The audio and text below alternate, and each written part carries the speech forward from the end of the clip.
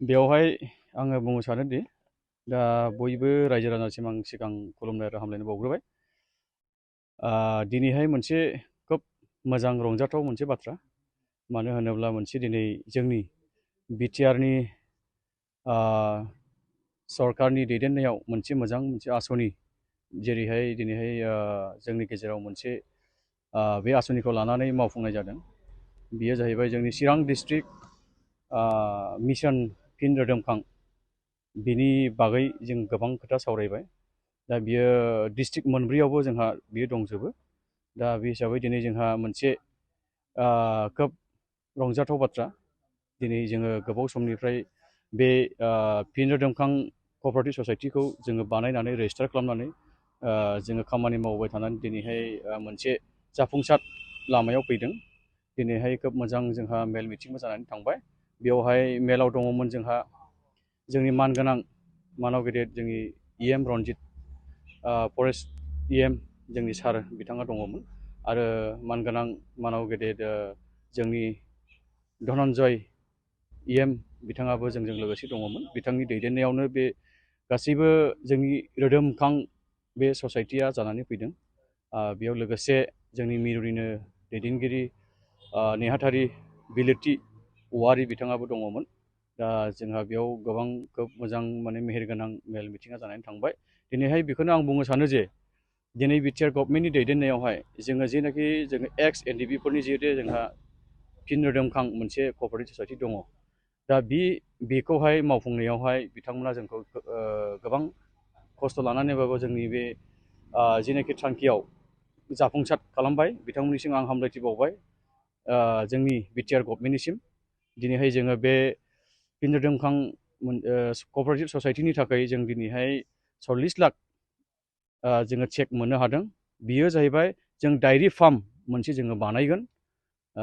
फिन रोदोमखां क'अपारेटिभ society diary farm जोंहा बे चिरां डिस्ट्रिक्टआव जोंहा दङ। बेवहाय जोङो मोनसे बिराद गिदिर मोनसे आसनि लादों। जोङो बेखौ फेदेरलांगोन क'अपारेटिभ ससाइटिखौ लानानैहाय।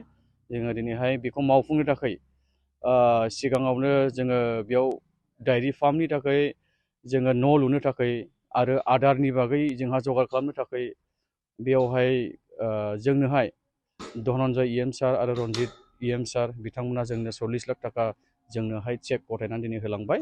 खोब रंजाथाव, जों जोबोद मोजां मोनदों। दिनैहाय जोंनि बिटिआर गभर्नमेन्टनि आसनिफ्रा खोब माने मोजां रंजाथाव, गोबां माने जाफुंसार मोनसे रंजानाय मोनसे जौगाथायाव फैदों, जों बेखौ नुनो मोनदों।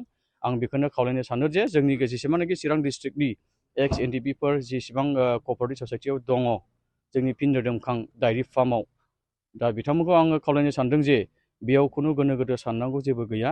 जोङो दिनै बेखौहाय जोंनि थांनानै थानायनि थाखाय जोंनि भबिसत जोंहा गोबां दिनै न'खर संसार जानांगौनि खोथा दङ। दा बेखौ लानानै जों दिनै बे गिदिर मोनसे आसनिखौ लानानै जोङो मावफुंसारनो जोङो नागिरदों। दा दिनैहाय बेखौ लानानै जोङो दा खामानिखौ जोङो स्टार्ट खालामसिगोन।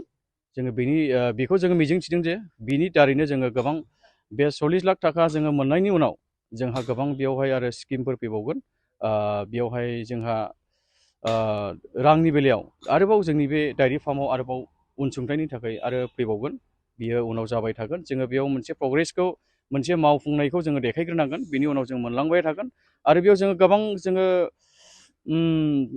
मेम्बार्सफोर दङ, गैयाब्लाबो 300+ जोंहा गोजौआव दङ। 300नि गोजौआव जोंहा बेयाव मेम्बार्सफोर दङ। दा बे हिसाबै जोङो बेयावहाय जेसेबांनाखि मेम्बार्सफोर दं साफ्रोमबो बिनि दारैनो जोङो न'खरावहाय अनसुंथाइखौ जों मोननो हागोन। जों बेखौ आसा खालामदों, मिजिंथिदों। दा खोब बेखौनो आङो बाख्नायनानै बेखिनिखौनो आं बुंनो सानबाय। दिनै जोंनि जेनाखि सारमोना दिनै आरो बिटिआर गभर्नमेन्टनिफ्राय जेनाखि जोंनोहाय मोनसे बे अनसुंथाइ बा बे मोनसे जोंनि थांनानै थानांगौनि मोनसे खायदा, मोनसे बे आसनिखौ जोंनो होबाय। दा बेखायनो बिथांमोननिसिम आङो हाजार हाजार आङो साबायखर बावनानै दिनैनि बे आंनि मोनसे प्रेस मिट बा मिडियायावहाय बुंनायखौ आं बेयावनो फोजोबनाय जाबाय। गोजोन्थों।